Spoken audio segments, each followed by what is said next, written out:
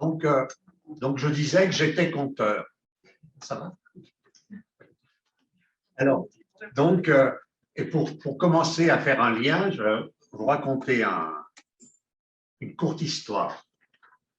Donc, il y a très longtemps, il y a le roi des pays du Sud qui a décidé à offrir au roi des pays du Nord un éléphant. Seulement, dans les pays du Nord, personne n'avait jamais vu d'éléphant. Et l'éléphant est arrivé la nuit, comme ça, et dans une nuit sans lune, toute sombre et tout, et on l'a mis tout de suite dans la grande écurie du roi. Tout le monde se demandait à quoi ressemblait un éléphant. Personne n'avait jamais vu d'éléphant, n'avait pas la moindre idée de ce que ça pouvait être un éléphant. Donc, il y a un serviteur qui avait accès à une porte tout en bas, il dit, mais moi, je vais aller voir. Et dans l'obscurité, il est rentré dans l'écurie, il a tenté un des pieds d'éléphant. Ah, oh là, je sais ce que c'est un éléphant. C'est une immense colonne. Et là, il est sorti en disant, ben voilà, j'ai expérimenté, je sais ce que c'est un éléphant, c'est une immense colonne.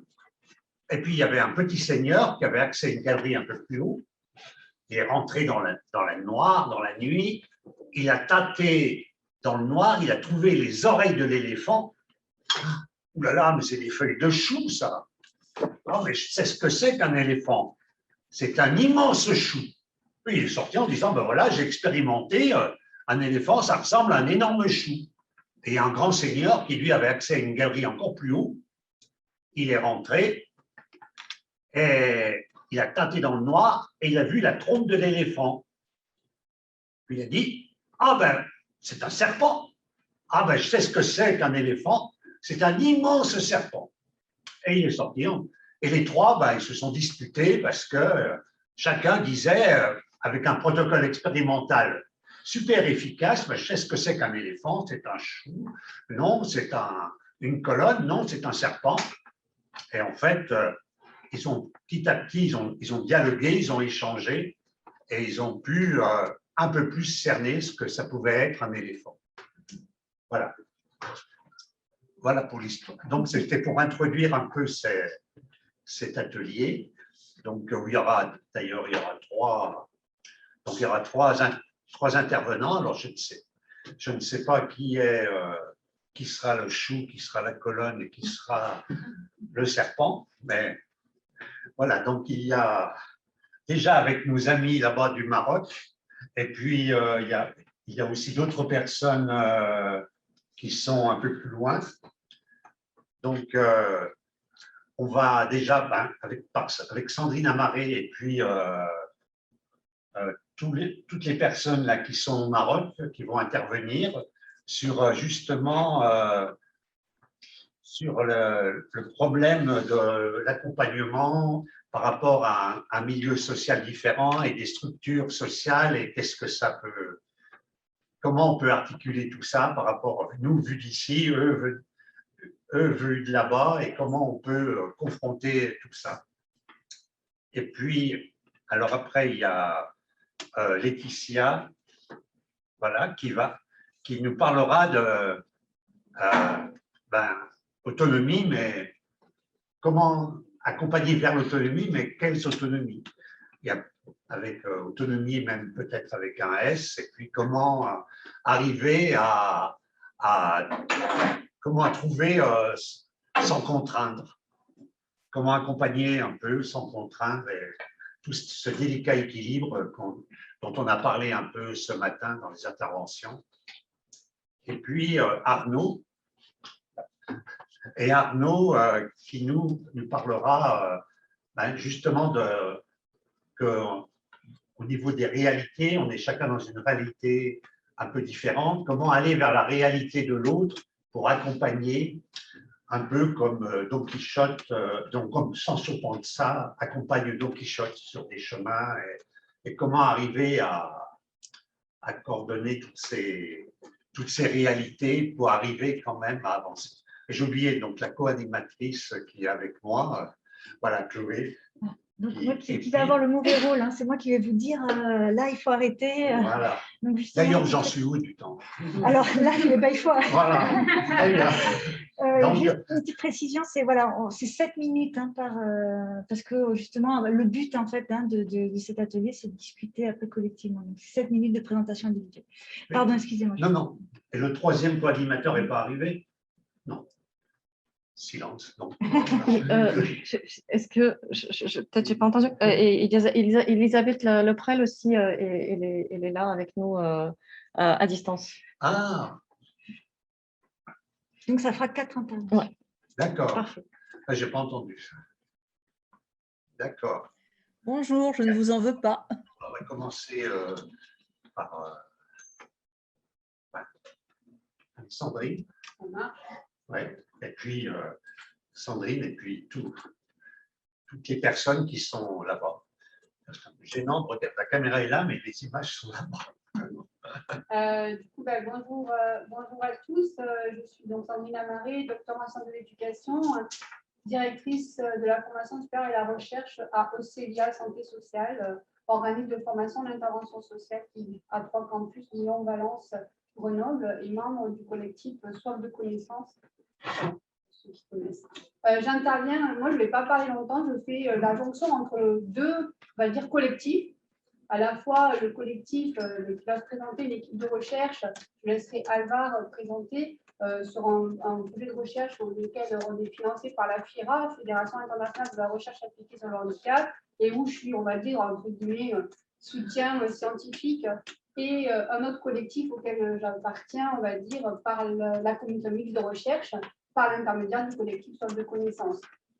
L'idée, c'est que le dialogue il se passe avec mes collègues qui sont aujourd'hui au Maroc. Merci d'être là, vraiment.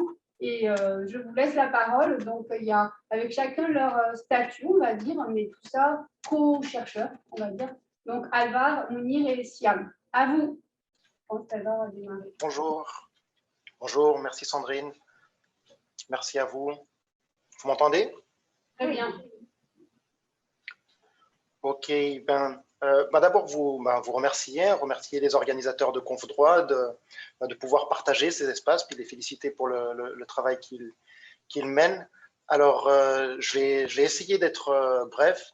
Bon, je vais être bref, je vais essayer d'être clair. Je vais brièvement présenter les lignes directrices du projet de recherche qui nous réunit, Sandrine Amar, Mounir Kerala, Siham et d'autres. Alors, moi, je suis Alvar Jones Sanchez, je suis docteur en anthropologie et je coordonne un peu ce projet. Alors, le projet s'appelle Solidarité et dépendance au Maroc. Et c'est un projet de recherche qui porte sur les solidarités qui se construisent autour des personnes en situation de grande dépendance. On part du constat que dans le contexte marocain, les dispositifs institutionnels d'accompagnement sont très déficients, voire inexistants dans plusieurs contextes. Et que dans ce cadre-là, l'essentiel de l'accompagnement repose sur l'entourage familial. Et dans une moindre mesure sur d'autres acteurs communautaires comme le réseau associatif et également des bienfaiteurs, qui est une figure assez ancrée ici au Maroc. Quand je dis que l'organisation, le soutien social, l'organisation de l'accompagnement des personnes, de ces personnes repose essentiellement sur l'entourage familial, ça veut dire toutes les facettes, non seulement les activités de la vie quotidienne, mais aussi la dimension financière, la dimension de la participation sociale, l'acquisition d'aides techniques, également les services sanitaires. C'est vrai qu'ici au Maroc, il y a un dispositif de protection sociale, de protection sanitaire pour les populations les plus vulnérables, mais c'est aussi des services qui sont souvent déficients, défaillants, et qui fait en sorte que beaucoup de personnes, y compris les populations les plus vulnérables, préfèrent payer de leur propre poche des services privés. Donc voilà, la famille présente sur toutes les dimensions de l'accompagnement et du soutien aux personnes en situation de grande dépendance. Alors, c'est vrai que durant ces 10 dernières années, il y a eu la question du handicap, entre guillemets, a pris de plus en plus d'ampleur au Maroc. On en parle de plus en plus. Il y a des politiques qui sont en train d'être mises en place, notamment liées à l'insertion professionnelle et à l'éducation inclusive. Bon, il reste énormément à faire, mais on peut toujours se réjouir qu'il y ait des pas encore timides qui soient en train de se faire dans ce domaine-là. Mais ce qui est clair, c'est que ces deux aspects-là, c'est-à-dire l'éducation inclusive et l'insertion professionnelle, ne concernent pas les personnes en situation de grande dépendance, ou les concernent peu, de par leurs caractéristiques personnelles, mais aussi de par les caractéristiques du marché du travail et du système d'enseignement, du système académique. Donc voilà, les personnes en situation de grande dépendance n'ont que très peu de soutien, et enfin, l'essentiel du soutien vient de l'entourage familial. Alors, dans ce cadre-là, nous, on s'est posé 3 questions. Là, je vois pas ce qui est... 1 minute, ok, ça marche. Dans ce cadre-là, on se pose 3 questions. La première, c'est comment s'organise le soutien social aux personnes en situation de grande dépendance, c'est-à-dire quelles sont les stratégies mises en place par les familles, par l'entourage. C'est la question principale que l'on se pose. La deuxième question, c'est comment les personnes directement concernées perçoivent, elles, ces filets sociaux, comment ils perçoivent les logiques de soutien qui s'organisent autour d'elles. À cet effet-là, Mounir et Siham ont mené 2 focus group, et bon, ils vous en parleront eux-mêmes. Et la troisième question, elle tient en fait, c'est une question plus générale, à savoir sur les droits. C'est-à-dire, dans le contexte du Maroc, un contexte social, culturel, économique, politique aussi particulier, comment se pose la question des droits. Voilà, j'espère qu'on ait l'opportunité d'en parler et d'échanger sur cette question un peu plus avant. Juste brièvement pour présenter un peu l'équipe du projet, il y a 12 enquêteurs sur le terrain, et tous des ergothérapeutes, dont Siham qui est ici présente. Il y a aussi une quinzaine d'organisations, d'associations qui ont travaillé avec nous dans la collecte des données, et 6 chercheurs, dont Sandrine, Mounir et d'autres. Voilà. Pour l'instant, on est dans la phase de collecte de données, et on apporte essentiellement, je crois qu'on apporte essentiellement des questions et pas tant des réponses. Merci. Très bien, merci, merci à vous.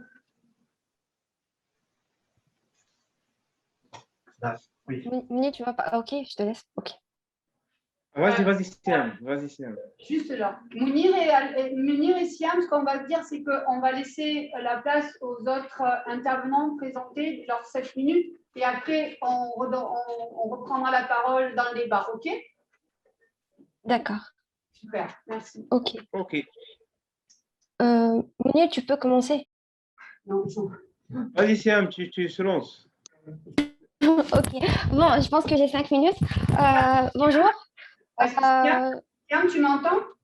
Oui, je t'entends. Du coup, je ne sais pas si vous. Du coup, là, vous n'allez pas prendre la parole tout de suite, Siam et Mounir. On a juste laissé Alvar présenter le cadre de la recherche. Chacun, on va faire ça. Donc, pour le moment, on redonne la parole au débat. On va juste entendre les autres présentations. C'est OK? C'est OK, d'accord. Super, merci. Merci. Désolée. Là, on va passer à Arnaud. Ouais. Alors, je vais mettre mon modèle. Voilà.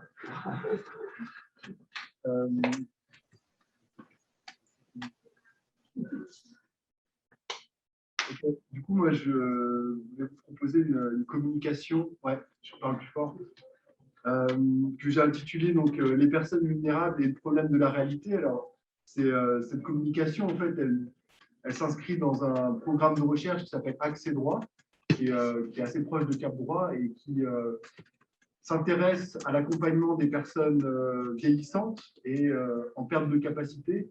Et moi, je m'intéresse plus particulièrement, et je me suis intéressé plus particulièrement, et je continue, à la question du lieu de vie, au choix du lieu de vie. Alors, pour résumer, accès droit, c'est s'interroger sur les tensions entre respect des volontés et des préférences des personnes versus décision substitutive. Et puis, la tension aussi entre accès aux droits sociaux et accès aux droits civils. Donc, c'est ça qui chapeaute un peu tout le projet.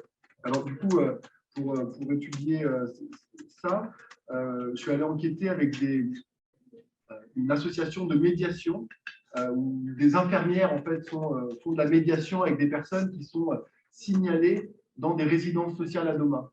Je ne sais pas si c'est clair ce que je dis. Et donc elles vont vers des personnes qui sont signalées par des responsables de résidence. Donc j'ai fait une enquête ethnographique dans ce cadre-là. Je ne rentre pas dans le détail de tout ça, mais j'aimerais en fait interroger dans le cadre de cette communication la manière dont ces situations d'accompagnement révèlent des rapports différents à la réalité, ou comment ces situations elles soulèvent le problème de la réalité. Donc en fait j'ai popé en fait le titre à Albert Schutz, que vous connaissez peut-être, c'est un sociologue. Et il a écrit un texte qui s'appelle Don Quichotte et le problème de la réalité. Il analyse Don Quichotte à travers cette question de la réalité ou des réalités qui se rencontrent, qui se mêlent ou pas. Donc, Schultz, il décrit dans ce texte que dans le monde social, des manières différenciées de penser la réalité coexistent, formant des sous-univers. Dans le monde social, il y a des sous-univers relativement ou radicalement clos qui sont considérés comme étant, je cite, la réalité, le point de départ à partir duquel on interprète toutes les autres provinces de la réalité. Donc, ce travail d'accompagnement que j'ai observé dans ces résidences sociales a fait écho à ce que Schultz décrit quand il analyse le livre de Cervantes et la relation entre Sancho Panza et Don Quichotte. Alors d'abord dire que, donc, comme je l'ai déjà dit, ces accompagnements ils commencent avec un signalement. Il y a un signalement qui est fait à l'association de médiation et d'une certaine manière, ces signalements ils révèlent une rupture dans la réalité. Il y a quelque chose de l'ordre de l'inquiétude pour les personnes qui ne seraient plus dans la réalité, ou en tout cas dans leur réalité, dans la réalité que représentent les professionnels de l'accompagnement, les responsables de résidence, les infirmières de médiation d'une certaine manière, qui peuvent être associés à Sancho Panza, qui représente la réalité de sens commun. La réalité de sens commun. Donc, comme j'imagine que vous avez lu le texte que j'ai mis sur Internet, je vais aller blaguer. Et donc, ce que je voulais dire aussi, c'est que ces professionnels, ils sont mus par ce qu'on peut appeler le principe de réalité. C'est des choses qui reviennent dans les accompagnements. Elles mettent en avant la réalité et le fait que ces personnes-là ne sont plus dans la réalité, plus assez dans la réalité pour pouvoir faire ce qu'ils doivent faire normalement dans leur vie quotidienne. Alors, l'objectif de ces médiateurs, médiatrices, c'est de rencontrer les personnes et de rentrer en dialogue avec elles et donc avec leur réalité qui apparaît comme une réalité étrange. Donc, pareil, je ne rentre pas dans le détail, mais c'est l'idée qu'il faut faire changer le point de vue de la personne pour qu'elle revienne dans la réalité. Donc, il y a tout un jeu de négociation, vise à convaincre la personne de changer de regard sur la réalité, sur sa réalité, et de changer ses pratiques.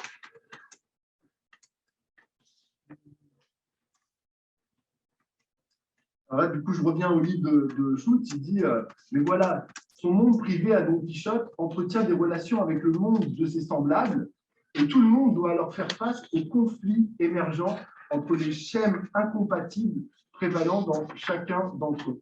Et c'est ce qu'on peut observer.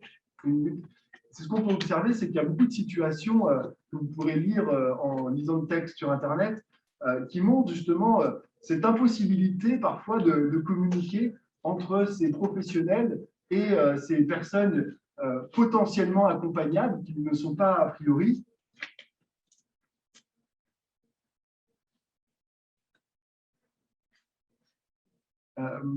Et que du coup, il y a une impossibilité dans beaucoup de situations de changer le point de vue de la personne, ce qui nécessite de forcer ce changement-là en imposant ce changement par l'extérieur. Mais il y a tout un tas d'autres situations, et je finirai là-dessus, où finalement les accompagnants et les médiatrices et ces personnes-là qui sont signalées coexistent, cohabitent, se rencontrent et des fois dans des dialogues assez surréalistes où, en tout cas moi en tant qu'observateur, c'est comme ça que je pourrais voir ces dialogues-là, où un peu comme Sancho Panza et Don Quichotte, ils sont pas dans la même réalité, mais ils restent ensemble et ils s'écoutent et ils se revoient au fil du temps. Voilà. Donc, c'est un peu dur là, cet exercice de 7 minutes, pour, voilà, mais j'espère que vous avez compris ce que je voulais dire. Merci. Non, merci beaucoup, Arnaud. Très bien. Bien, on va passer à Laetitia. Merci fort. Donc, moi, je suis Laetitia Godard-Cosenti, je suis chef de service à l'ATR, qui est un service de protection de la mort, donc un service de tutelle. Il faut vraiment parler plus fort, s'il vous plaît. D'accord. Si je vais faire un effort, rappelez-moi alors si jamais. Oui, le son. Super. Du coup, moi, le titre de l'intervention, c'était l'autonomie, mais quelle autonomie en fait? Et c'est une question en fait qui s'est posée notamment dans le cadre d'un mémoire que j'ai réalisé, où je me suis rendu compte qu'en fait, cette notion, elle était omniprésente partout dans notre travail de tous les jours en tant que mandataire judiciaire à la protection des majeurs, mais que finalement, quelque part, personne ne savait ce que c'était. C'est une notion qui est notamment entrée dans le champ de la protection des majeurs par le biais d'une loi de réforme qui nous a fait entrer dans une autre loi, la loi 2002 qui met l'usager au cœur du dispositif. Dans cette loi, il y a plein d'outils pour promouvoir l'autonomie. Il y a un genre de package, quoi, notamment il y a un projet personnalisé. Et donc, à ce moment-là, on nous dit, OK, vous faisiez de la protection, maintenant, il faut rendre les gens autonomes. Et pouf, voilà, il faut rendre les gens autonomes. Mais personne ne dit ce que c'est. Rendre les gens autonomes, est-ce qu'ils ne le sont pas déjà? On ne sait pas, ça arrive comme ça. Et je me suis aperçue que c'était une notion qui n'était questionnée par personne, cette notion d'autonomie. En fait, c'est comme ça, il faut être autonome, il faut rendre les gens autonomes, il faut travailler l'autonomie. Voilà, c'est là, c'est comme ça. Donc ça, c'est ce que, par exemple, Alain Weinberg, il dit que c'est parce qu'on est dans une société de l'autonomie condition, c'est notre condition commune, en fait, on est autonome. Alors, du coup, là, il y a déjà une espèce d'ambivalence, puisqu'on est autonome et il faut quand même travailler l'autonomie, donc c'est pas trop, c'est comme ça. Et par contre, du coup, ce qui est questionné, c'est quelle autonomie on travaille. En fait, qu'est-ce qu'on travaille quand on travaille l'autonomie? Et ces questionnements, ils apparaissent beaucoup, par exemple, en termes de niveau d'autonomie. Alors lui, très autonome, lui, il est un peu autonome, bon, ok. On ne sait toujours pas trop ce que c'est, mais en tout cas, on sait que tout le monde on ne vise pas la même autonomie pour tout le monde. Et puis, elle se pose en fait à plein d'endroits, notamment dans les situations. Alors, je vais essayer de faire vite pour expliquer la première situation, mais dans l'exposé, il y a une situation d'une personne évoquée, par exemple, qui était une dame qui arrive sous mesure de protection. Elle est mariée avec un homme qui la frappe. Premier entretien, on convoque madame. C'est monsieur qui vient. Donc, la question qui se pose, c'est OK, il faut travailler l'autonomie de madame, mais déjà, on ne voit pas madame, on voit monsieur. Donc voilà. On a fini par réussir à voir madame à force parce que son conjoint était incarcéré, parce qu'elle s'est séparée de lui, parce qu'il s'est passé des choses. Sauf que madame, quand elle arrive, elle arrive quelque part contrainte par la mesure, puis contrainte par le fait que en fait, son mari n'est pas là pour venir à sa place. Donc, on a quelqu'un qui arrive en n'ayant pas de demande. On sait que c'est quelqu'un qui a subi une forme d'emprise quelque part. Et là, la question qui se pose, c'est comment nous, on ne vient pas remplacer une emprise par une autre emprise, même si c'est une emprise pour l'autonomiser, pour lui trouver des solutions, pour comment on ne se substitue pas, alors qu'elle, à ce moment-là, elle est là, mais elle ne sait pas trop. En fait, elle est là parce qu'elle a plus. L'objet qui avait l'emprise, il a disparu, donc elle se retrouve avec rien. Voilà. Et c'est quelqu'un avec qui on nous demande de construire un projet. Et il faut savoir que c'est quelqu'un qui, au début, vient 5 minutes. Je la vois jamais plus de 5 minutes. On l'a au service. Elle vient, elle reste 5 minutes, elle a une demande précise. Elle repart, elle peut revenir 5 minutes le lendemain avec une demande. Donc, comment on construit un projet avec quelqu'un dont toutes les demandes sont axées sur les 2 prochaines heures? C'est compliqué d'établir un document projet avec quelqu'un qui ne va pas au-delà de ça, mais parce que c'est ces conditions qui l'ont amené à être là.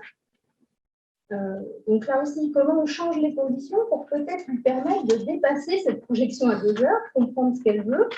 C'est quelqu'un qui aussi est passé de vivre au domicile conjugal à vivre chez ses parents. Parents qui conservent la carte bancaire, font des retraits pour elle, c'est la nourrice, la loge, la blanchisse.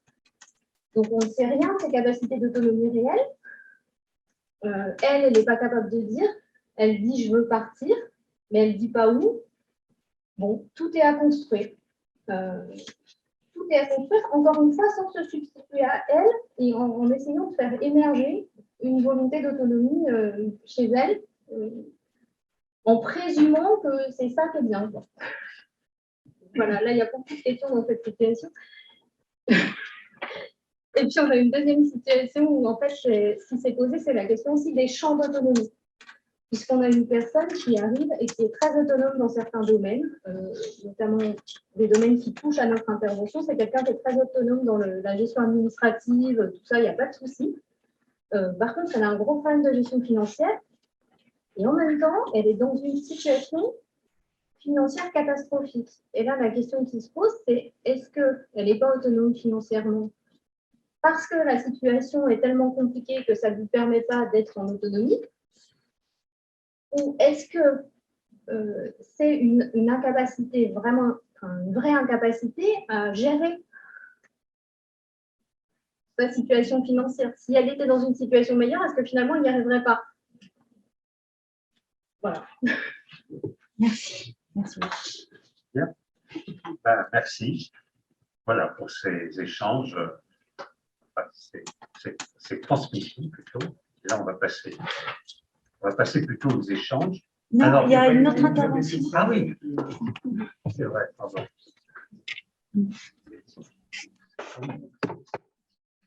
Bon, la dernière intervention, alors. Elisabeth Leprel. Voilà. Et Elisabeth. Merci beaucoup. Voilà. Donc, moi, je représente une association qui s'appelle ALMA, contre les maltraitances, et je représente la version parisienne de cette association qui est nationale. Alors nous, en fait, on a été alertés depuis le début de la crise sanitaire, où on a tout le temps entendu dans les médias, il faut protéger les personnes vulnérables, et puis on s'est aperçu que toutes les personnes âgées étaient entendues comme vulnérables, ce qui a été particulièrement révoltant, parce que toutes ces mesures de protection ont généré d'authentiques maltraitances. Alors, ces maltraitances, elles ont été augmentées en nombre et en intensité. À domicile, par exemple, on s'aperçoit qu'en fait, ce qui est rapporté, c'est une exacerbation des maltraitances qui sont dues à nos modes de vie. Ce sont des conditions d'hébergement. L'interdiction de se déplacer a rendu des cohabitations difficiles, des petits-enfants avec des grands-parents et des enfants au milieu qui redoutaient, ça c'est un effet média, qui redoutaient que le virus soit transmis à leurs parents, ce qu'on comprend, et une exacerbation des conflits de caractère qui a été aggravée par des craintes de licenciement, des craintes des problèmes financiers, des problèmes d'éloignement de compagnons ou de compagnes, des familles qui interdisaient à leurs proches toute vie sociale. On a eu des personnes âgées qui ne pouvaient plus recevoir personne, qui ne pouvaient absolument plus bouger, plus sortir, en gros, qui étaient privées d'un certain nombre de droits, droit d'aller et venir par exemple, qui étaient l'objet de maltraitances psychologiques avec des cris dans les appartements, ce qui était d'autant plus rapporté à notre association que le confinement faisait que les voisins étaient présents. Et on se souvient, cerise sur le gâteau, je ne peux pas résister à vous le citer, d'un responsable de l'assistance publique hôpitaux de Paris qui, pour le soir de Noël, avait dit en public qu'il faut faire manger les papis et les mamies dans la cuisine, tandis que le reste de la famille pourra manger dans la salle à manger. Ainsi, papy et mamie seront protégés. Bon, je crois que ça, c'est une des maltraitances institutionnelles qui a commencé à s'exprimer, mais ça s'est beaucoup poursuivi. Et puis une autre maltraitance qu'on a vue exacerbée, là, c'est une maltraitance de soins, avec des soignants qui ne viennent pas, des personnels médicaux, paramédicaux, des aides à domicile qui ne viennent pas, donc des personnes qui sont obligées de rester alitées, qui ne reçoivent pas leur repas. Et bien sûr, les services ont été débordés, ça c'est très clair, avec des personnels malades, des personnels confinés, des gens qui craignaient la contamination. Mais en tout cas, on s'est retrouvés, nous, en grande difficulté pour les aider, car tous ces personnels ne répondaient plus au téléphone. Et puis, en institution, on a eu des maltraitances assez différentes, mais je crois que ce qu'il faut dire pour résumer les choses, c'est que les directions des EHPAD ont été prises entre deux types de recommandations. Finalement, c'était leur valeur personnelle, la valeur d'humanité, de bien-être des résidents, et puis des recommandations quotidiennes des ARS et de la Direction générale de la santé. Et finalement, des gens qui se disaient « Oh, si je laissais cette famille venir accompagner son proche mourant, ça, c'est dans mes valeurs d'humanité. Oui, mais si jamais il y a une contamination Covid dans l'EHPAD, alors je risque d'être traîné en justice et je n'aurai pas respecté les recommandations qui finalement ont fini par se présenter un petit peu comme un texte de loi. » Alors, on a vu des EHPAD où les directeurs appliquaient à la lettre les recommandations. Je pourrais vous donner quelques exemples. Des personnes qui ont eu qui étaient interdites de sortir de leur chambre, et puis en avril 2000, ça s'est un petit peu allégé. Et là, on a eu des entretiens possibles avec les familles. Bon, il n'y avait pas encore de vaccination, hein. Les tests étaient encore difficiles, mais on a eu des EHPAD qui exigeaient des tests, et ça jusqu'en octobre 2020. Et puis des visites qui étaient chronométrées, avec un tiers présent qui éventuellement même a pris des notes. Ça nous a été aussi rapporté. Et est-ce qu'on peut imaginer en effet qu'une personne qui a des troubles cognitifs, qu'une personne qui est sourde, puisse en 20 minutes instaurer un dialogue avec un proche qui vient et puis qui ne comprend pas non plus pourquoi finalement ce proche, on oublie pourquoi il ne peut plus venir. Et on a un syndrome de glissement qui a été rapporté dans bon nombre de cas, avec soit des décès, soit des aggravations majeures de l'état des personnes qui, alors qu'elles déambulaient encore, sont devenues grabataires pour un certain nombre d'entre eux. On a eu, en tout cas sur Paris, des personnes âgées qui, devant être hospitalisées à la demande de leur médecin à l'assistance publique, on a eu une histoire dramatique d'une vieille dame. Elle a fait 5 établissements en 24 heures, donc elle n'est pas descendue de l'ambulance quasiment, sans que sa famille sache où elle était transférée. Et puis finalement, ils ont réussi à la retrouver dans une clinique privée où elle est décédée très rapidement.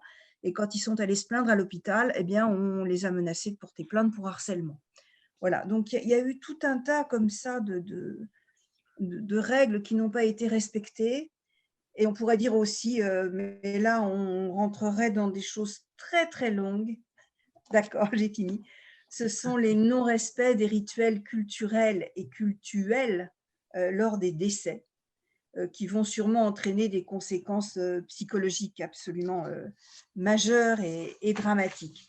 Donc voilà un petit peu les pistes sur lesquelles il faut qu'on continue à travailler, qu'est-ce que c'est que la vulnérabilité, qu'est-ce que c'est que le risque, est-ce que les réponses ont été proportionnelles au risque qui existait ou en tout cas qui a été prononcé, qui a été dit.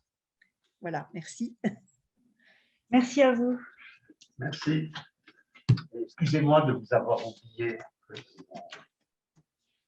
Je vous en prie, c'est pas grave. Donc, là, on va maintenant commencer le dialogue. Alors, juste pour lancer, je voudrais juste revenir, il y a deux mots qui sont importants, c'est autonomie et accompagnement, et revenir juste à l'étymologie de ces deux mots pour bien... Donc, autonomie, on l'a entendu ce matin, hein, c'est ses propres normes. Et puis, accompagner, ça vient de compagnon, partager le pain, voilà, tout simplement.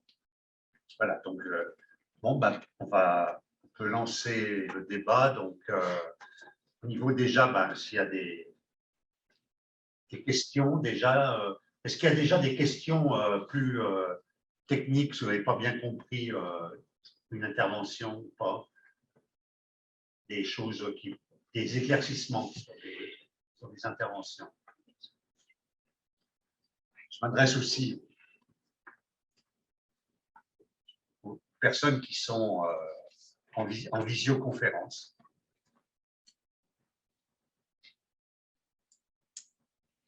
Moi, je me permets de prendre la parole. Alors, merci beaucoup pour toutes ces interventions. J'ai trouvé ça vraiment très riche. Et effectivement, ce que l'on a pu voir, notamment, quelque chose d'un peu transversal, c'est la question de la définition de l'autonomie. C'est vrai que l'autonomie, c'est un principe, donc un principe moral, philosophique, éthique, et du coup, où on nous demande de le rendre pratique. Et effectivement, c'est là où il y a différentes définitions qui peuvent se mettre en place. Il y a des interprétations, en tout cas, à faire sur qu'est-ce que l'autonomie. Et j'ai trouvé l'intervention également d'Arnaud très intéressante sur la question de la réalité, parce qu'il y avait aussi cette question-là sur la définition de qu'est-ce qu'est la réalité. Ça m'a fait penser à Boltanski sur la question des mondes et qu'est-ce qu'on va mettre en avant, qui a raison, etc. Enfin, je trouvais ça très intéressant. Ce qui serait aussi c'est peut-être le moment aussi d'entendre les personnes qui souhaitaient intervenir de l'autre côté de la Méditerranée. On va peut-être leur laisser la parole. Je ne sais pas ce que vous en pensez. Du coup, Siam et Mounir, je ne sais pas si vous nous entendez, mais je pense que c'est le moment aussi de vous présenter parce qu'on ne vous a pas laissé l'occasion tout à l'heure. Et puis peut-être dire un mot de vous, cette recherche, ce que vous venez d'entendre aussi, en quoi ça fait écho ou pas à vous. D'accord. Oui, je commence alors. Bonjour à tous. Je suis vraiment très heureuse d'être parmi vous et je vous remercie de nous avoir accueillis. Je m'appelle Siham et je suis ergothérapeute de formation. Et d'ailleurs, je fais partie de la première promotion d'ergothérapeute. Ce sont des professeurs venus de la France, de la Belgique et de l'Espagne qui nous ont fait découvrir cette profession et qui nous ont aussi fait découvrir une modalité de réflexion plutôt basée sur une approche humaniste. On nous a souvent répété qu'on est des professionnels d'aide plus que des professionnels de santé. Et on ne prend pas en charge, on accompagne. Et comme monsieur a dit, voilà, on va partager le pain avec la personne et avec une vision qui est plutôt écologique. On va tenter ensemble de trouver des solutions adéquates pour que l'individu ait le maximum d'autonomie et d'indépendance. Mais là, reste à voir la définition de l'autonomie. On va se focaliser plus sur la situation handicapante que la déficience. La réalité du terrain, la réalité m'a vite rattrapée dès les premiers stages. La disparité entre la théorie et le théorique utopique que j'ai eu et l'arène de la réalité du terrain était très profonde et prononcée. La première difficulté que j'ai soulevée était qu'on n'a pas la même notion de handicap qu'en caractère situationnel. La deuxième était le respect du temps de l'autrui, qui est souvent considéré comme chronophage, surtout dans des institutions qui sont basées plus sur le rendement que sur la qualité de service. Là, je vous donne comme exemple, dans des services où j'ai fait mon stage, les professionnels de santé devaient avoir 10 personnes par jour. Et les professionnels de santé viennent de 9 h jusqu'à midi. Donc, c'est pas vraiment équitable. L'éthique aussi. La base de réflexion de l'éthique, c'est dans la réalité du terrain. Je pense ici aux appellations avec des connotations négatives, des échanges dans le couloir entre entre les professionnels de santé sans vergogne, ou bien quelquefois devant des enfants et des personnes à grande dépendance. Il y a aussi l'accès aux soins, qui est très difficile et coûteux. J'habite à Rabat, la capitale du Maroc, et en moyenne, il faut 2 ans et demi pour avoir une installation, un coussin, prothèse, orthèse. Et en conséquence, l'accompagnement est retardé. Et, et donc, plusieurs familles soit baissent le bois, soit baissent les bras, pardon, soit se convertissent à des pratiques culturelles, à la médecine traditionnelle qui peut mettre en péril la vie de l'enfant. Je passe à l'inclusion scolaire. Une loi est entrée en vigueur, je pense, en 2019, qui permet et facilite l'accès à l'école.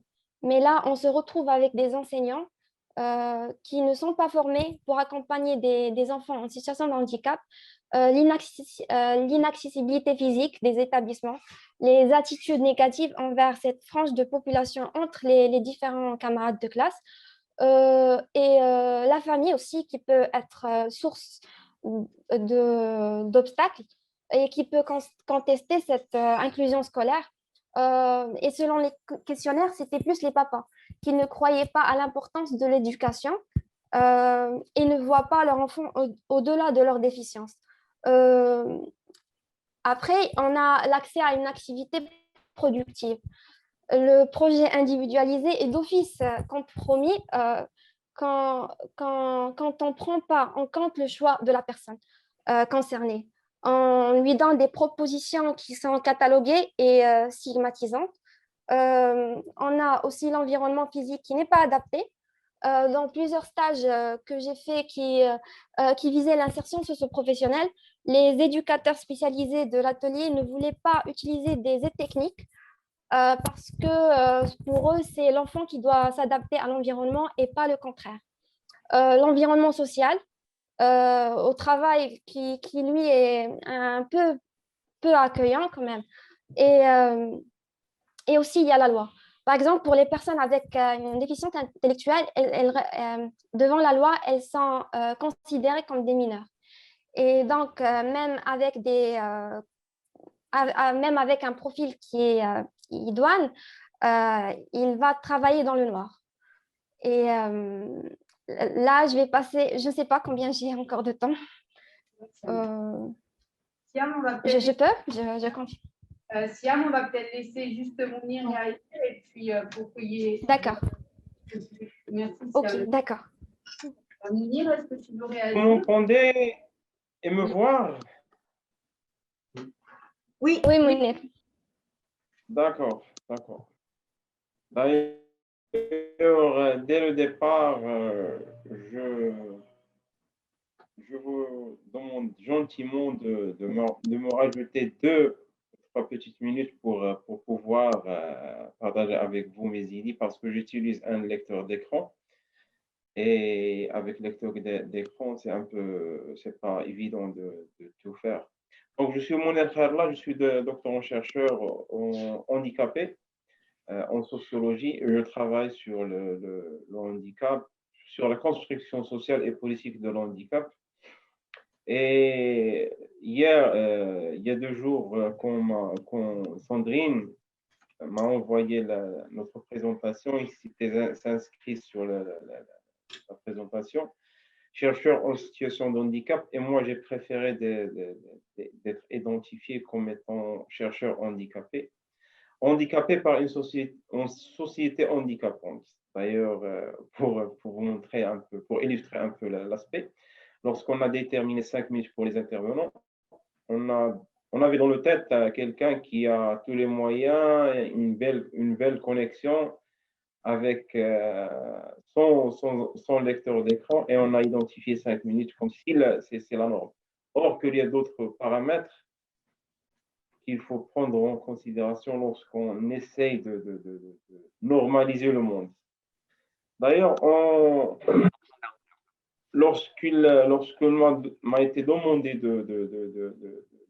d'intervenir sur cette conférence, j'ai revenu sur l'argumentaire et j'ai soulevé en fait deux constats principaux.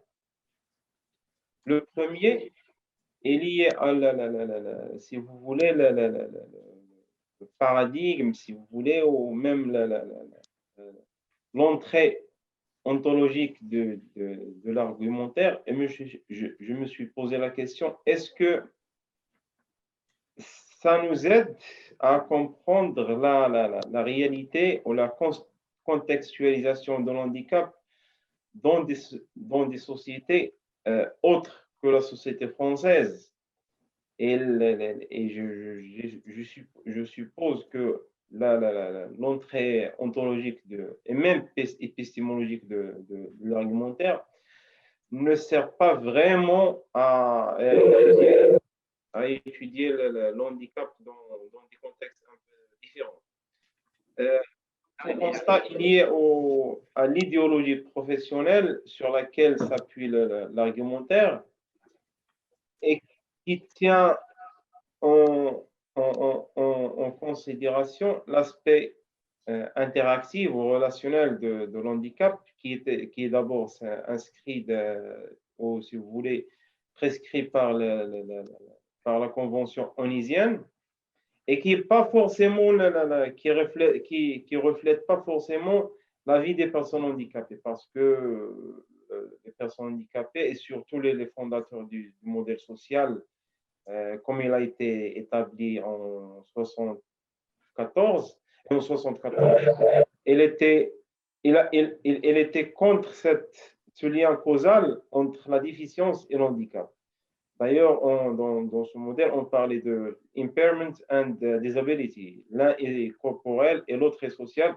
Et il n'y a aucun lien entre nos spécificités corporelles et la situation sociale qu'on vit. Malheureusement, la Convention internationale ne reflète pas cette dimension. Et cet aspect interactionnel ou relationnel de l'handicap pose beaucoup de problèmes pour bien comprendre ce qui se passe dans la vie quotidienne des personnes handicapées. D'ailleurs, lorsqu'on parle des sociétés en développement, en voie de développement, d'ailleurs, il y a un aspect très intéressant qu'il faut prendre en considération, celui de la pauvreté.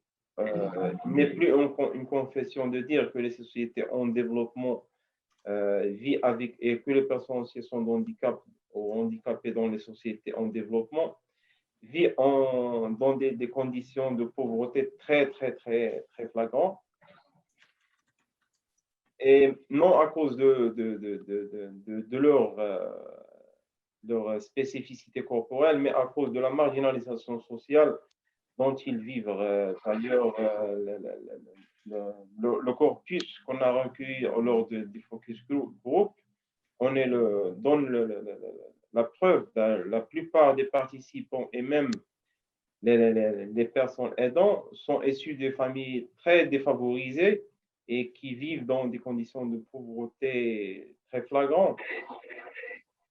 Et même maintenant, dans la littérature produite par les personnes handicapées et leur association, jusqu'à maintenant au Maroc, ne prend pas en considération cet aspect de pauvreté. Et c'est la même chose pour la littérature sur le développement au Maroc. On ne considère pas les conditions des personnes handicapées dans cette littérature, bien qu'il y ait un lien étroit entre l'handicap et la pauvreté. Comme l'un renforce l'autre, au Maroc, on n'a pas des écrits scientifiques pour prouver ou refuter ça. Comme j'ai dit, d'après les résultats des focus group, tous les participants, les personnes aidées et les personnes aidantes, sont des familles défavorisées. Et ça se passe dans une société où l'État ne s'engage pas vraiment dans la vie des personnes handicapées. Et ça, je lis, moi, personnellement, je lis ça à l'aspect néolibéral des politiques publiques, maintenant qui sont en vigueur au Maroc, prescrits par la Banque mondiale et le FMI et tout ça, parce que on exige des États de ne plus investir vraiment dans les secteurs sociaux, y compris ceux de l'handicap. Mounir, Mounir, si tu veux bien, on va s'arrêter là pour laisser la place à d'autres intervenants. OK? D'accord. Super. Merci. Merci. Bien, donc voilà, comment après rebondir alors avec voilà, s'il y a des questions qui peuvent émerger sur toutes les interventions.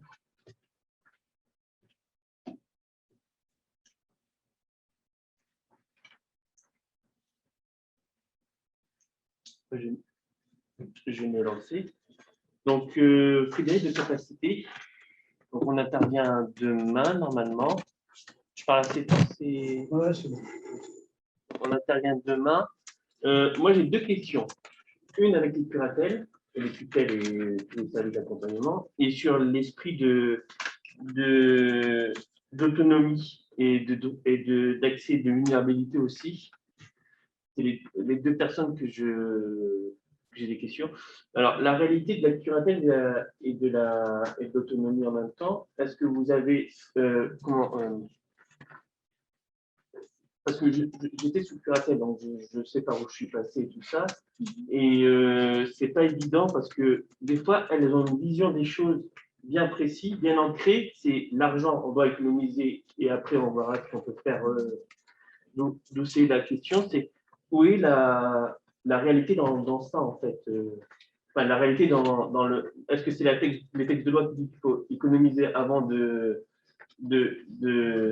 vivre ou vivre pour économiser. Enfin, vous voyez, c'est un peu. Le fond du problème, c'est que le texte de loi ne dit pas ça. Ce serait beaucoup plus simple si le texte de loi disait vous devez économiser jusqu'à temps et puis après vous pouvez vivre. Et en fait, ça, c'est toute cette question de construire avec la personne, en fait. Son autonomie à elle. Il y a des gens pour qui l'autonomie, ça va être d'avoir, enfin, leur projet, ça va être d'avoir de l'argent de côté parce que ça les rassure, etc. etc. Il y en a pour qui c'est pas ça du tout. Alors après, il y a quand même un cadre de loi qui fait qu'on doit payer les charges, etc. Oui. Ça, c'est la base quand même. Mais voilà, après, c'est tout ce travail, il se fait avec les personnes et pas en dehors d'elles.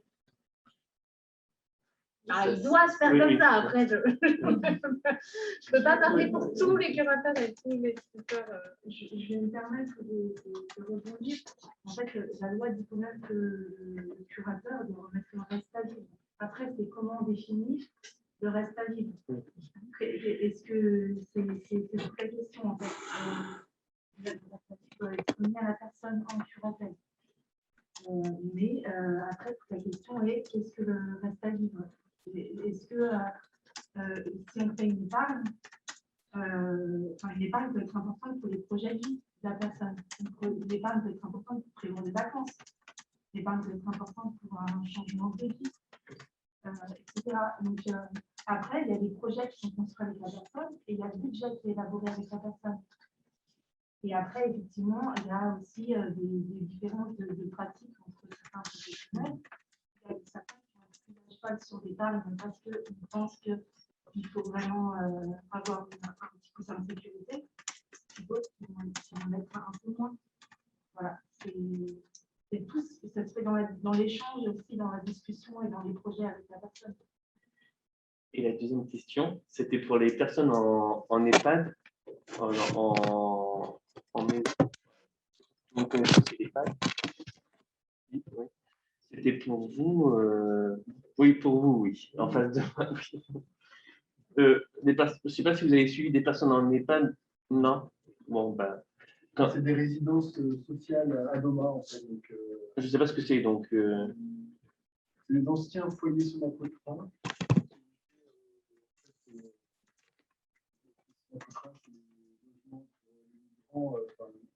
Les années 60, avant, je pense. Voilà.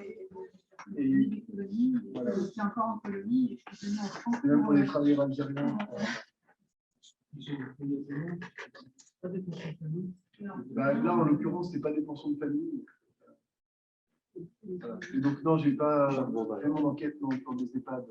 Parce que c'est pareil, il y a aussi des droits qui ne sont pas respectés là-bas. Votre question serait plus pour Madame Elisabeth oui, Anna, voilà, qui est en vidéo, je pense. Voilà.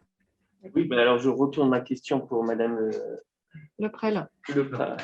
Excusez-moi. Oui, alors j'ai travaillé en EHPAD et c'est vrai que ce n'est pas évident de respecter les choix parce que comme ils n'ont que 10 minutes des fois par personne pour faire laver les gens et tout ça, donc ma question c'est à partir de combien de temps commence la maltraitance en fait sur les gens?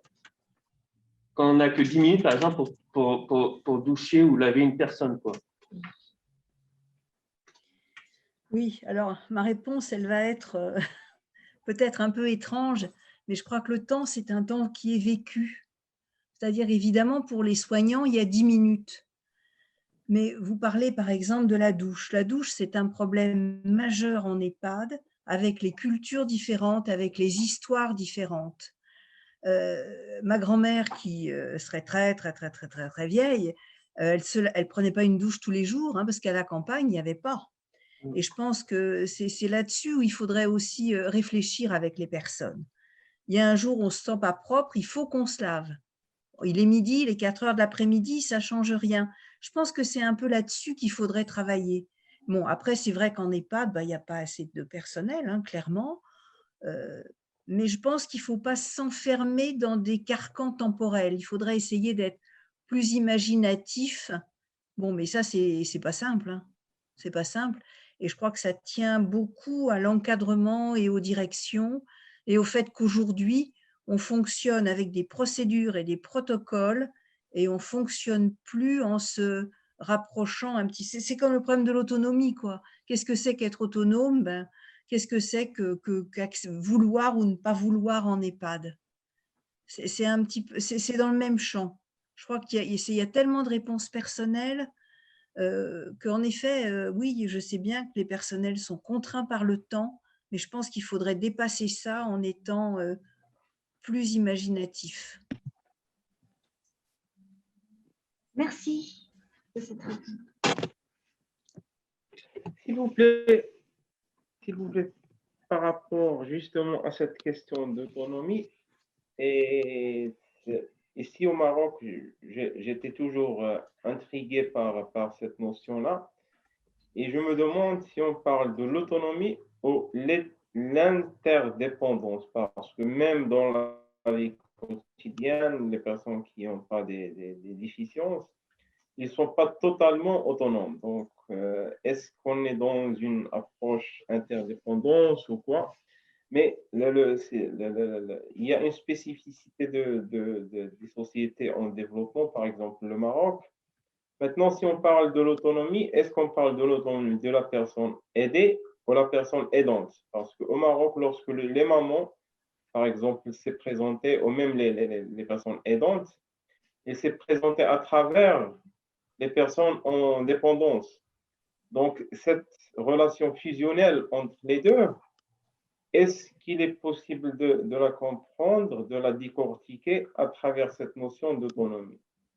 Ou bien il faut, comme l'a dit la dernière dame, il faut être un peu imaginaire, inventive pour voir s'il y a d'autres concepts ou d'autres cadres conceptuels qui peuvent nous aider à comprendre des réalités différentes.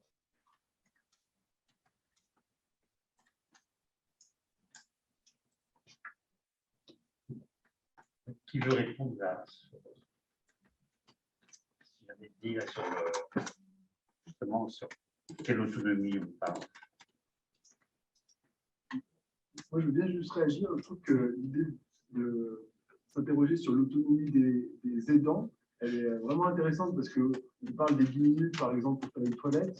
Mais si on dit que l'aidant, il doit avoir son autonomie et du coup construire sa propre norme, peut-être que lui, il ne dirait pas ça. Et donc, il est inclus dans une institution qui lui impose aussi un certain nombre de règles, de normes.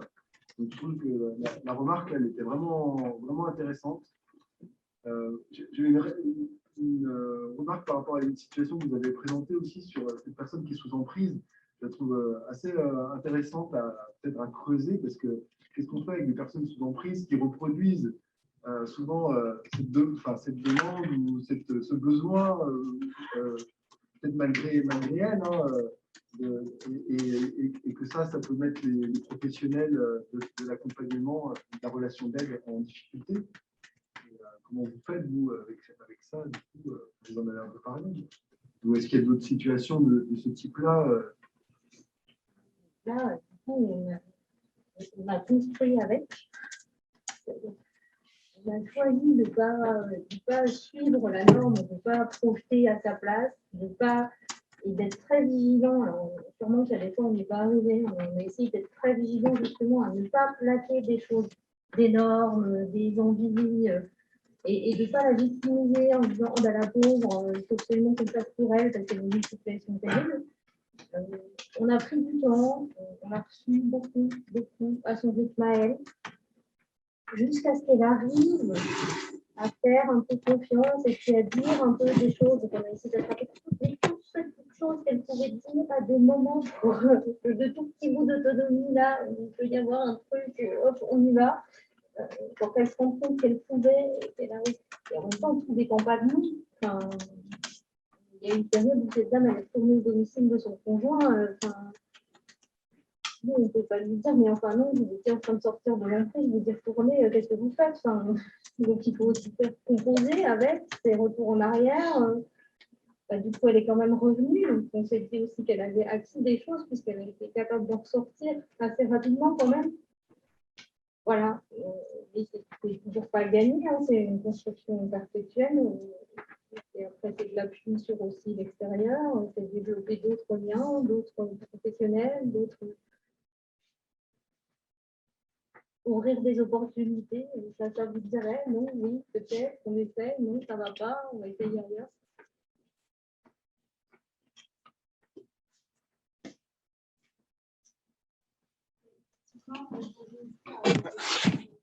Est-ce que vous pouvez parler plus fort? Aujourd'hui, avec le cas qui a été montré, vous parlez beaucoup d'autonomie. J'ai l'impression que cette dame, parce qu'en cette d'autonomie, un petit peu à tout prix, parce que parfois il faut relativiser beaucoup et d'être aussi un peu en sourdine dans l'accompagnement parce que elle est dans une telle dépendance affective qu'elle n'en est même pas là en fait, à pouvoir. On voit bien qu'elle fait déjà, elle vient, elle fait quand même une famille de demande, alors qu'effectivement, des demandes immédiates, là tout de suite, mais bon, quand même, elle vient, elle prend quelque chose, elle dit des objectifs, quelque chose, c'est pas mal, peut-être que dans un premier temps, c'est que ça. Mais est-ce qu'elle peut exister autrement en étant hyper dépendante? Pour le moment, ça paraît très compliqué, en tout cas, visiblement, elle a fait l'expérience que de ça. Bah là, elle y arrive, elle progresse. Ouais, après, mais c'est vrai que du coup, quand on dit autonomie, moi j'ai l'impression que c'est grand écart, quoi. Enfin, c'est un gap énorme là à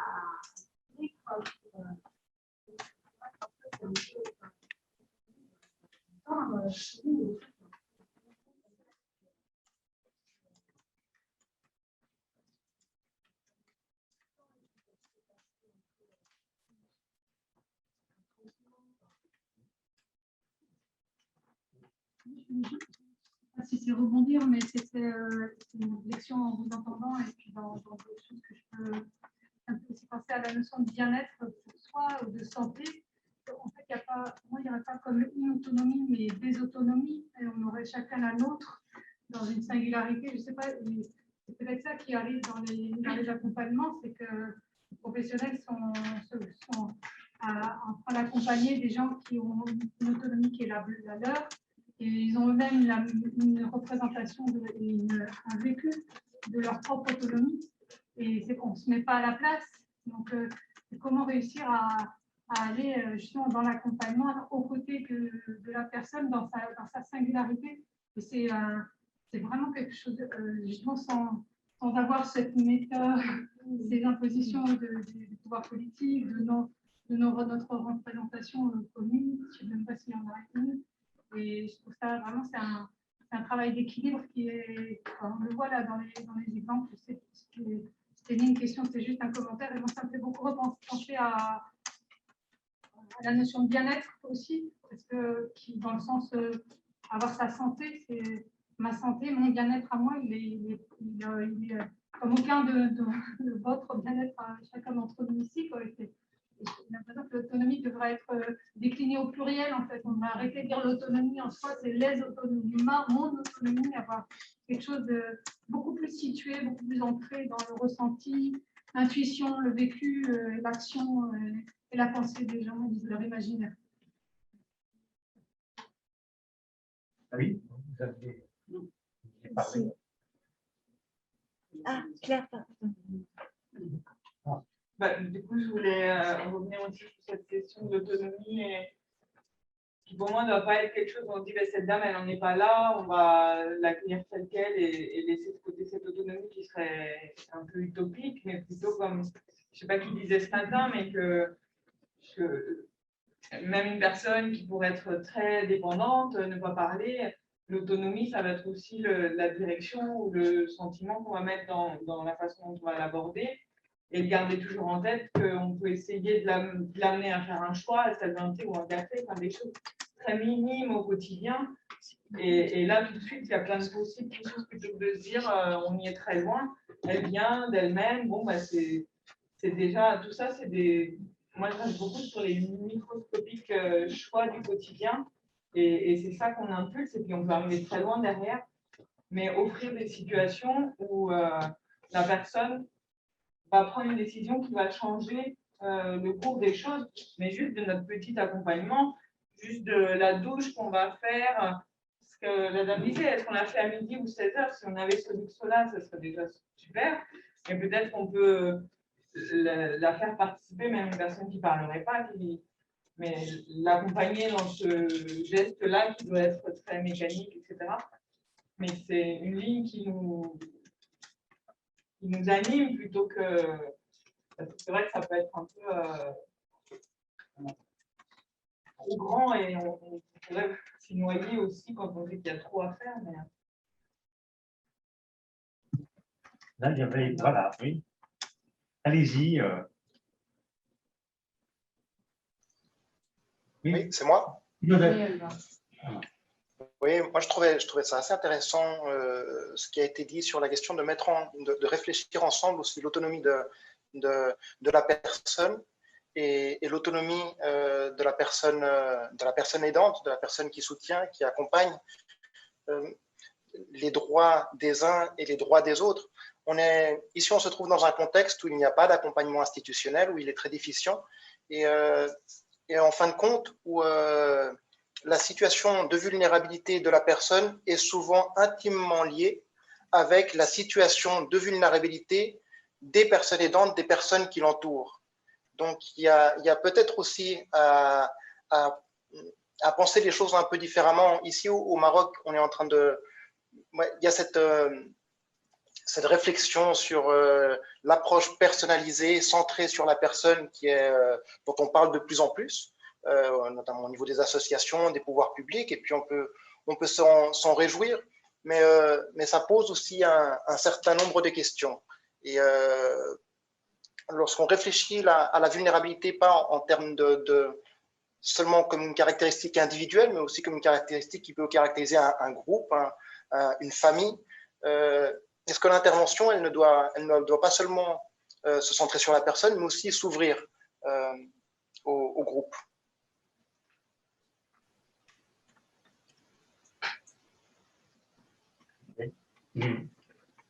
Allez-y. Beaucoup pour toutes les interventions, mais sur la réflexion sur l'autonomie, je me demandais aussi, enfin, il y a toute la question de dire comment on objective un peu cette question de l'autonomie. Peut-être une des voies aussi, c'est celle du droit, en fait. Parce que finalement, là, quand on parle de limitation d'autonomie dans certaines situations, notamment les situations qui ont été rappelées dans certaines institutions dans la crise Covid, mais aussi à domicile, en fait, si on le prend sous l'angle, effectivement, on peut le prendre sous l'angle de la limitation d'autonomie, qui est vu, comme vous l'avez dit, comme un principe comment matériel, mais c'est aussi des limitations de droits, de droits que ce soit une vie affective, sexuelle, familiale, de droits de choix dans ces actes quotidiens aussi. Et peut-être que voilà, de rapprocher autonomie et respect des droits, c'est des fois pour opérationnaliser un peu.